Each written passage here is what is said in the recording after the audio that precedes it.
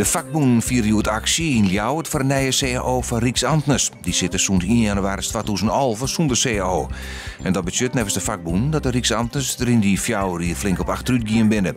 Ze eerst een leensverheging van 3%, de minister biedt 1%. Die gaan bij de Noordelijke Dagbladcombinatie op een nieuwe baan verlen. Het zou gaan om 100 arbeidsplakken. De directie heeft het personeel juist informeren hoe de nieuwe ontslagronde.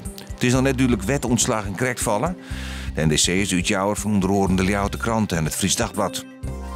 Rederij Doeksten verviert geen dieren en zieke zeehoenden meer. Het is nevens de rederij te riskant vanwege de virusinfectie die op dit stuit in het vaartgebied heerst. Zieke en dieren zeehoenden bleven gewoon lezen, zo zei een woordvoerder van de gemeente Skilge.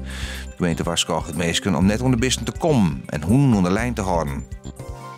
Het al WW-uitkerings in Friesland is in oktober omheen gegaan naar haast Santje en heel Toezen. Friesland wiekt je mij af van de oren noordelijke provincies die ten lichte delgong zijn litten. Met name in de horeca, de handel en de zorg keert het aantal uitkerings omheen.